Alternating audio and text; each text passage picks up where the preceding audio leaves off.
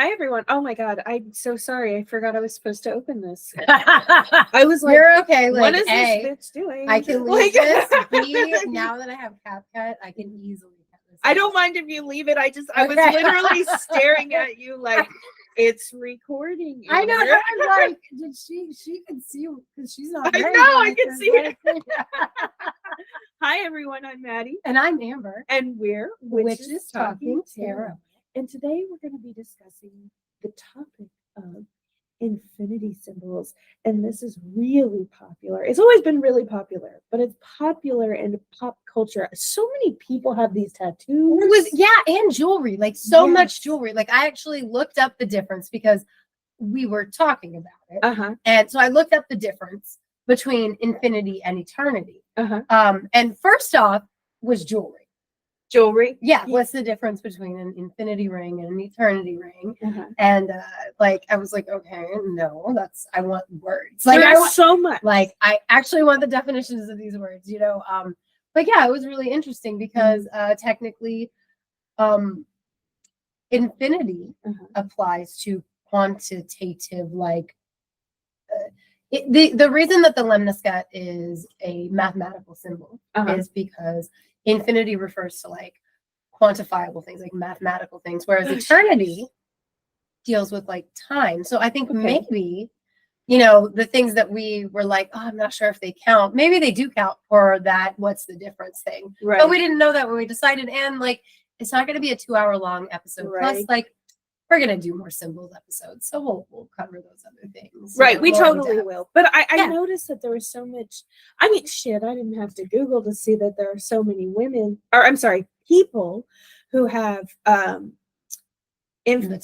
tattoos and the necklaces and the bracelets and the anklets and the rings. And it goes on and on and on. Yeah. But I didn't understand why they're wearing them. Like, would you? I think because, like, okay, so from the standpoint of, let's start with jewelry. Okay. So infinity symbol on your jewelry, it's supposed to, like, you know, in current era, outside of spirituality, it would symbolize our endless love. Like, I think infinity symbol, I hear the song from Happy Gilmore, Endless Love. God, I can't think of that song without thinking of him and the Zamboni. Yes. I love that movie. And then from the eternity ring standpoint, I mean, again, it's that endless love, right? Because both things represent having no end. And I think that's the point of them, not only in jewelry, but like when you get the infinity symbol tattooed on you. I know a lot of people do it from standpoint of like, mental health awareness. Like for my, you know, very similar. Like I feel like the infinity symbol was a popular tattoo before the semicolon was a popular tattoo to represent the same kind of feeling. I don't want our YouTube or anything to get blanked out, so I'm not going to say the S word. I know what you're referring to. Yeah, so hopefully I figured you did like your reaction, but yeah, exactly. I'm like, I don't want to make it. Yeah, I'm like, I don't know how to, but you guys know. You're picking up what I'm putting down. Yeah. But there's more than just jewelry and tattoos and whatever the hell to this symbol. There's so much more. It's actually an ancient symbol. It's not like a came out in 2010s with the mustache craze type vibe. This is very ancient. Ancient Greeks. Other ancient people. I mean, because like when you think about it, it's a lazy figure 8, you know what I mean? And so like it's something that's been used historically. Oh my God. If I ever want this dog to get in a video for me to do something for Hecate, she's like, no, I'm too shy. But in the middle of the show, now that we're recording in a way where you're totally on screen. Hey, Starlight. Thank you. This is Starlight, guys. She's wanting pets, apparently. Sorry, everyone. I don't know what I was saying because Starlight totally it's such threw me an off. ancient symbol. Like the ancient Greeks used it. Before the ancient Greeks, there was it starts with an O. I have trouble pronouncing it. What is that word? With an O? I'm not sure. I was going to think, the Ouroboros? Yes. Oh, yeah. The Ouroboros was used very anciently by the Mesopotamians, the Egyptians. the Greeks, honestly, the Celts. I think everybody has used the Ouroboros, which I found highly interesting. It's also very popular. I see it on. It's. I just saw it on like somebody's car the other day. Yes, and I was like, oh yeah, we're doing that for our episodes this week. So the Ouroboros, am I pronouncing that correctly? Yes, I believe so. I believe so. We did not Google this one. Like we didn't look it up on YouTube like we did. So I don't think anybody will be offended if we get this one wrong. It's not a generalized peoples. It's a thing.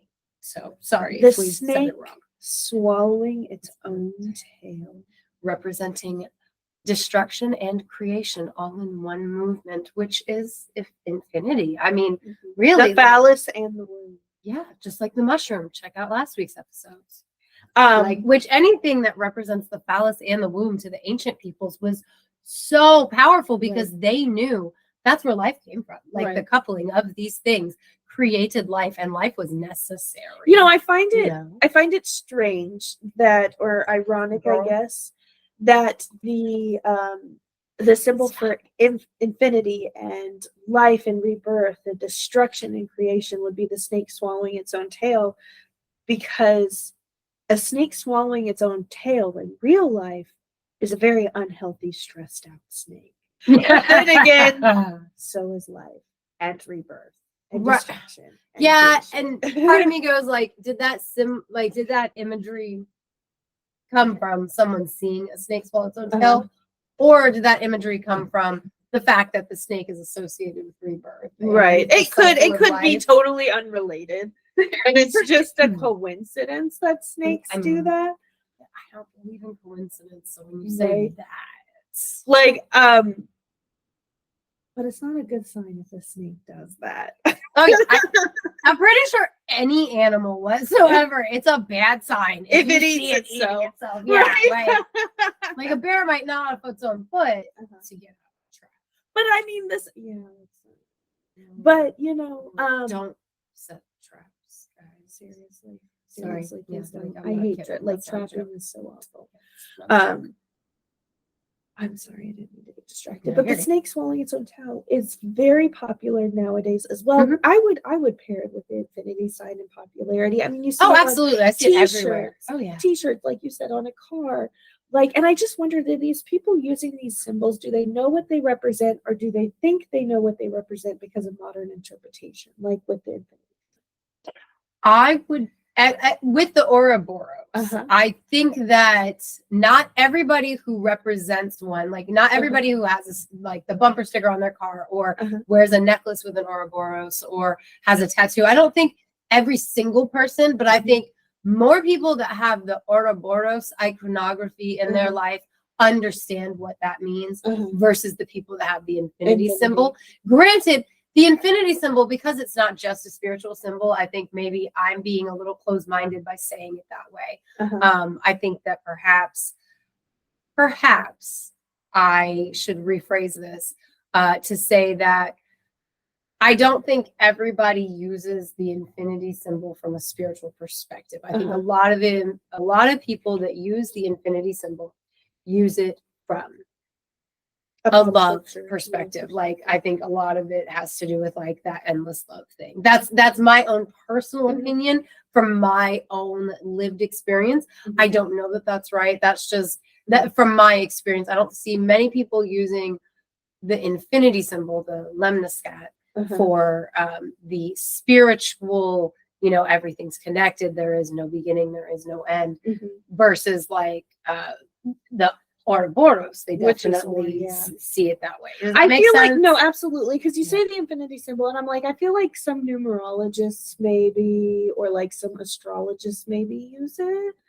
Oh yeah, because like when you look up number 8 in numerology, it definitely talks about the continuation of life and that whole infinity piece, because of the fact that the number 8 is a visual representation of infinity, which is neither a start nor an end.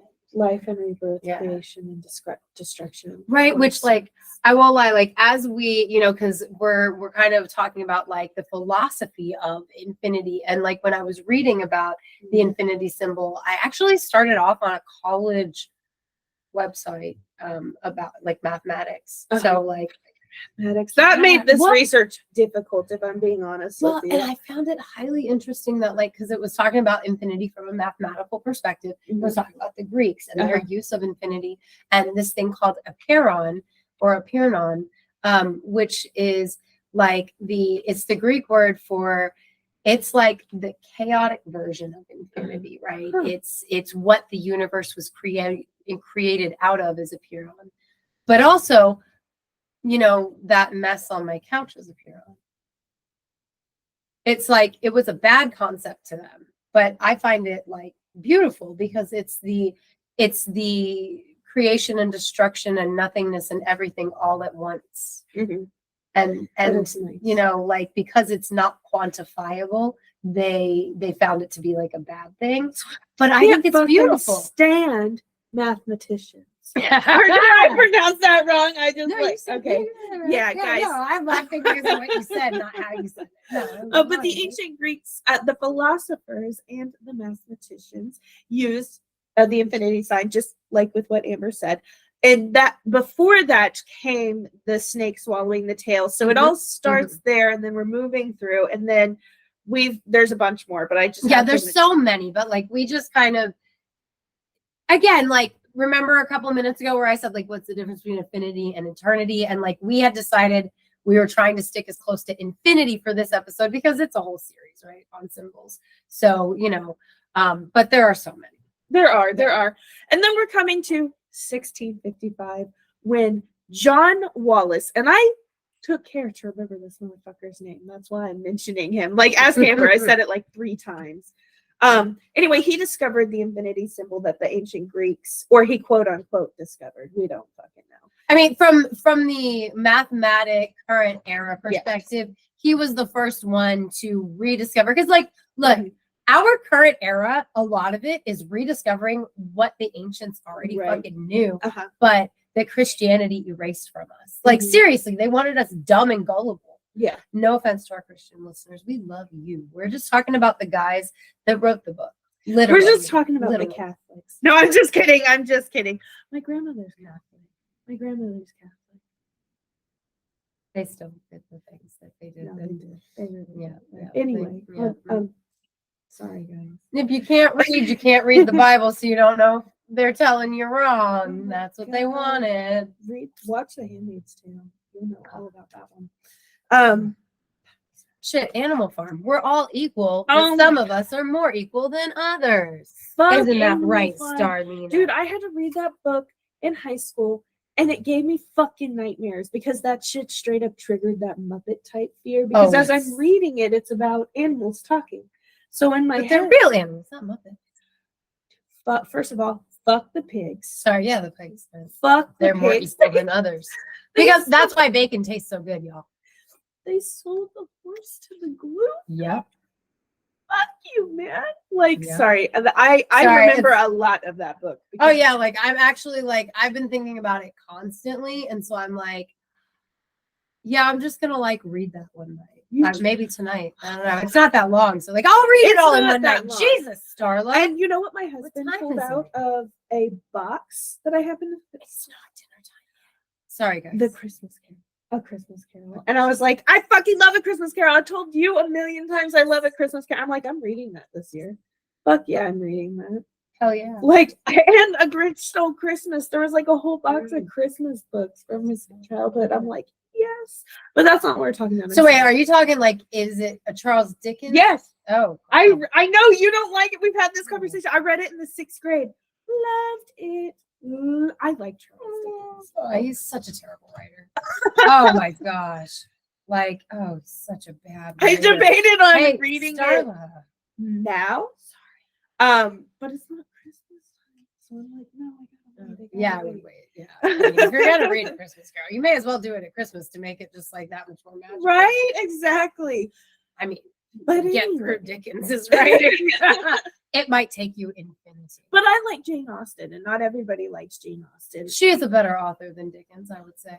And she's older. You know, like she wrote it a long, like 100 years before. You know what I mean? So like, I mean, there are a lot of people who wrote before and after Dickens that are good writers. I'm just saying, Dickens is not. I like Dickens. I like Austen. can't get enough. I love Dostoevsky. Love me And some Dostoevsky. I love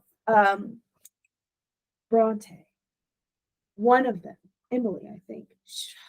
Wuthering Heights is amazing. It's so romantic. Like there's a scene where he finds out the love of his life is dead. And this is my favorite scene. I'm sorry, I have to tell everybody. Favorite scene. And this is why I like Toxic Men. Heathcliff, right? Yes. Heathcliff finds out the love of his life is dead. I've never made it through. He returns, finds out she's dead, screams and bashes his head into a tree like 3 times. And then he falls to his knees and says, I curse you. I curse you to walk these lands. I curse you to stay with me here in this house. Stay with me. And she does. But the curse is that every time he steps into the same room her ghost is in, she's out. She leaves. She goes into a different room. They can't. Damn, Rick and Morty. Could you not be more original? They never be together. Rick has this thing where he programs his house to curse, like after his wife dies, he programs her to haunt him, right? Like there's a computer program. She's never in the same room. She's always in the next room. Absolutely where they got it from. No, and it's for sure. so yeah, sad. like that's just so funny. And it literally opens with the narrator, because it's not through Heathcliff's perspective. He's in the room, oh my God, there's a ghost. And he's like, get out. And then Heathcliff is in the room and the door shuts. And as the door shuts, he falls to his knees and he's like, please come in. I'm letting you into this house. I'm letting you into this room. And he didn't realize with his curse, he also cursed himself. It's very romantic in a tragic way. And I like it 100 times better than Jane. Fuck Jane. I'm sorry. I'm pretty sure her sister wrote Jane Eyre, unless I'm wrong. See, Jane Eyre is the good one of those stories. The one that's bless her heart, maybe trapped in a fucking tower. Crazy lady. Anyway, yeah. Now Jane like, Eyre is the one I could get through. I want to read all of these books again. I am a sucker for fucking historical. My mom liked the Bronte sisters, both of them. Yeah, and we watched, but she had a particular love for Jane Eyre, and we watched that a lot when I was growing up. Like, I watched a lot of old movies with my mom. I love old movies, like The Bad Seed, the original Bad Seed. So good. Jane Eyre's pretty good. I could never ever get through Wuthering Heights. I don't remember if I could get through. And they're like adopted siblings. Sorry. In Wuthering Heights, they're adopted siblings. So it's like a double whammy. This is why I like the books that I like. Oh my God. What are you doing, step bro? Like, it's the original. You know what I mean? So Heathcliff and his dead lover are step siblings? Mm-hmm. Well, he was adopted. So she's his adopted brother. Which is why they couldn't be together, because also he was a Romanian. They do not like. I don't want to use the word, but you know the word I'm referring to. It starts with a J. Yes. Yep. So they don't like. They especially don't like us Eastern European. Yes. So that's why they couldn't be together. It's because of his. Yeah. It's super good. But like, and then there was another one. What the fuck was I going to say? Oh, Little Women. I'm not a big. Love Little. See, that's a good one. My mom loves Little Women. Little Women is so good, and you like. I mean, Twisted Romance. Fucking Amy. Fuck you, Amy. Is that the you bitch do that not burned deserve the to have Lori. Is that the who? What? She's the youngest sister who ends up marrying the neighbor that should have been with Joe, but Joe gets with her professor, which of course that's best for Joe, but that doesn't matter. I wanted Joe and Lori to be together because that was fucking Winona Ryder and Christian Bale, and oh my God, and I could not stand fucking Amy because she was played by. First, the young version of her is Kirsten Dunst. And then the older version of her is, I actually like her now as an adult. But when I was younger, there was something about that actress that rubbed me fucking wrong. And now I'm going to have to look it up because I don't remember her name and I want to know her name. I feel like I am one of the only fans of Mansfield Park by Jane Austen. It is literally the least voted and reviewed book of Jane Austen. Everybody talks shit on it. I love it so much. I don't even want to. Samantha Mathis. For some reason, Samantha Mathis used to drive me crazy when I was younger. But let's get some good images of her. Oh, okay. She's in How to Make an American Quilt, and I fucking love her in that. I love her in that. She's so misunderstood, her character. I mean, anyway, love Samantha Mathis now, but back then, fucking hated her, and she played Amy. That probably is why I hated her, because fucking Amy didn't deserve Lori. She's a little brat. Fuck Amy. Fuck Amy. God. Sorry, I love me some Little Women. It's one of those things that I refuse to watch as an adult because, God forbid, I ruin it for myself. They actually remade. I know, or they didn't remake it. They can't remake Didn't they it. modernize it or something? No, it's just I it's a didn't new watch it. version. I'm gonna definitely call it a didn't new watch it. version as opposed to a remake because the book is over 100 years old and there have been multiple. Like there have been multiple. Yeah, I'm talking So- about the '94 because Winona Ryder. Uh-huh. And I think the newer one has Emma Watson in it and somebody else. I don't know. My mom watched it again. She's a huge fan of Little Women. I just prefer Austen over. My God, now I gotta. Okay, now I'm gonna say fuck the book I'm reading and read Jane Austen because there's this series. It was on Hulu. I don't know if it's still on there. It's called Lost in Austen, and it's like this girl reads Jane Austen, and she gets transported into. Or no, she doesn't read Jane Austen. She watches the movie and she gets transferred into the movie, and it's just like she's like kind of loving Darcy, and Darcy's got to think for her, but she's like, oh my God, I'm ruining this book. yeah. So no, I've got to get him with her and not with me. And it's like, nah, man, if I got transferred into Jane Austen's world of Pride and Prejudice, fuck Elizabeth. I want Darcy. That guy is a billionaire or a millionaire at the very least back then. So you would change the story. I would change the story. I could I never would do that to become- a story. I would be the but I love Darcy, but then you marry a Darcy and then you don't love Darcy. Darcy just stands there and he doesn't talk because he's shy, and then when he does talk, he puts his foot in his mouth and says the most hateful thing. Then thanks, Jane Austen. Thank you for that one. Wow, she wrote True to Life. She really did. Life has not changed since the 18th. And there's a YouTube series. Since if you're watching on YouTube, When did she write? Jane Austen? 1791 is when she, or 1799. Okay, so like the late 1700s, Yes. early 1800s. It came Okay. out in 1801, I think. Okay. So like, Yeah, I just meant like time period, not like what year. I think it takes place a little earlier than the 1700s. Oh, well, I just meant like when she was, like what time period she was a writer in, because like obviously she's going to base it off of her own life experience. So I just wanted to, know. Well, and I love the quotes too. Like, Darcy says, if I loved you more, or I'm sorry, not Darcy, Mr. Knightley from Emma says, if I loved you less, I could talk about it more.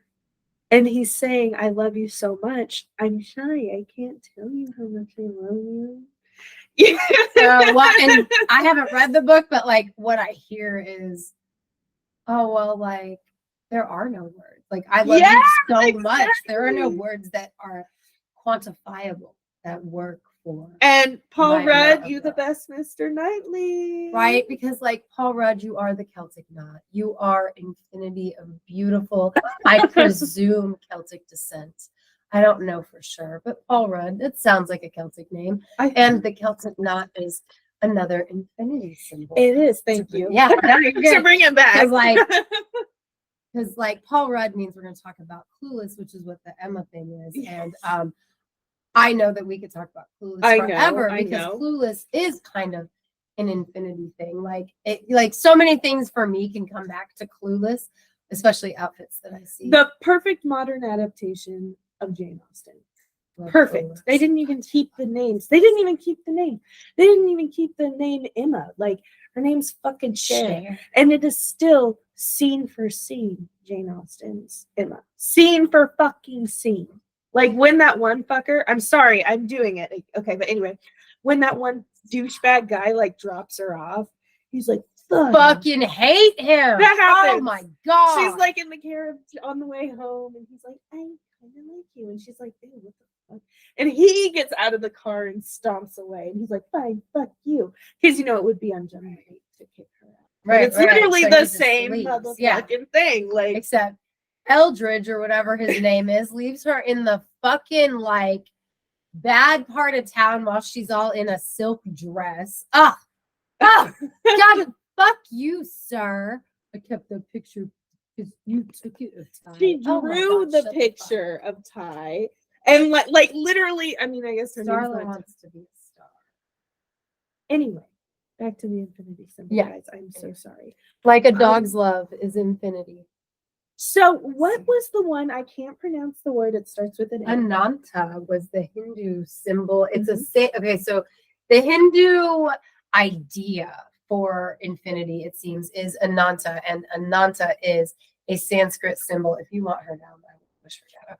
Okay. Yeah, you're fine. She's heavy.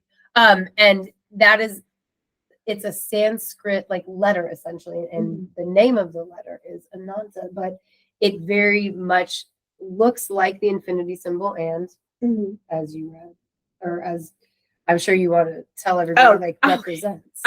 It represents anything and everything. I'm sorry, everything and nothing. Right, which I mean, again, that's infinity. It has no beginning and no ending. It's everything and that's the core belief of Hinduism. Really, is the infinity, which is there is everything and there is nothing, and everything is nothing, and there is no end and there is no beginning, and it is just infinity. They don't quite use the term infinity, but yeah, I think that's very beautiful. I think it's very beautiful as well, because I mean, like the Celtic knot, you know, it is an interlocking symbol, just like the infinity symbol and the Ouroboros, or you know, the lemniscate and the Ouroboros, which represents visually something that has no beginning or an end, because it is all one pattern that's made out of a single line, a single piece, a single something, however you want to look at it, right? And then there's alternately, we have the Armenian wheel, which is an 8-sectioned wheel that goes around and around, which is just like not Karun's wheel, Dajboga's wheel from Slavic symbols, but it's just like the wheel of the year. It's got 8 pieces and it's all interconnected, and it basically, it's like a spiral, but it's not a spiral, but it shows no beginning and no end, because infinity it's everything and nothing. It's timelessness. It's not having an ending, and the beginning is, I don't want to say non-existent, but yeah, non-existent actually works really well. Well, I thought it was really cool with doing this research that I found out that what the fuck was I gonna say? Something about the number 8. I just told you.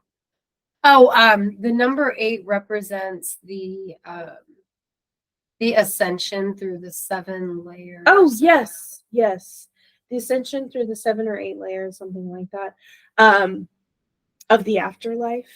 Also, I think it's really cool that our DNA has what looks like a figure 8 or a spiral or even a figure 8 type. It has that appearance of a figure 8, or you know, because the way that it's connected, you know, that it's that helix shape. That's the name of the shape. It's a helix. Yeah, but it has that figure 8 appearance, because it is all connected. I mean, it is all connected.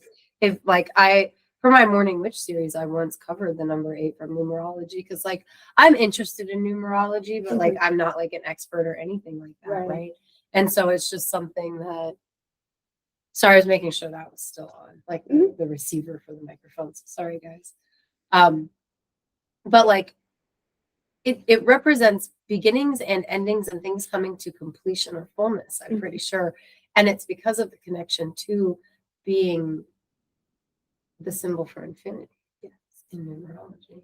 Which is very interesting. It's very interesting. And there's like, I'm sure maybe some of our listeners are thinking like, oh, well, there's this and there's that and there's this. And again, we're doing an entire series on different symbols. So hopefully we'll get to it. Maybe we will, like, because, you know, as I alluded to at the beginning of the episode, there were some things that we weren't sure if we should include in this episode or not. Like Maddie had looked up the Om symbol. I had come across the Ankh, which obviously we knew about both ones. But from the standpoint of, does it fit with infinity?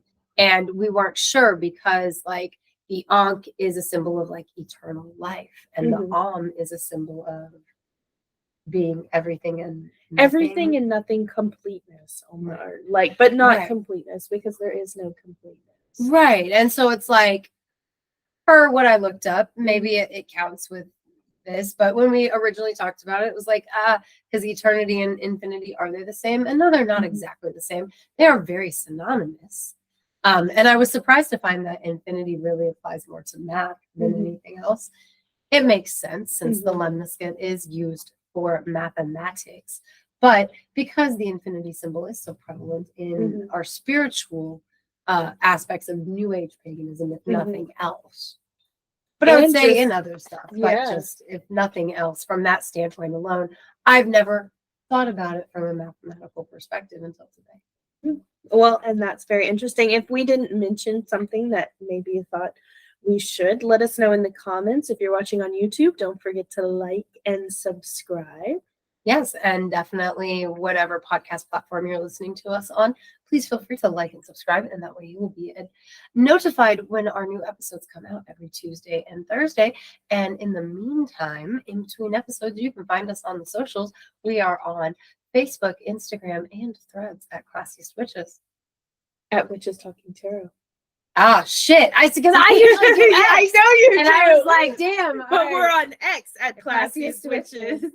I'm going to give a shout out to Melissa, Death by DVD, Pam, Victoria. Thanks for being our patrons. You can find us on Patreon at Witches Talking Tarot. Yes. Thanks for sitting with us for a spell. Bye. Oh, Starla, stop. What it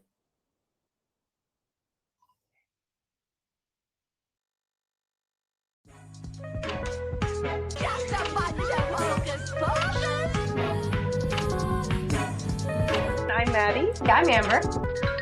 And we're Witches Talking Tarot. We are the weirdos in this. Like a song, like a Santa snubble. Flip the switch and let the cauldron bubble. Sam. Wow.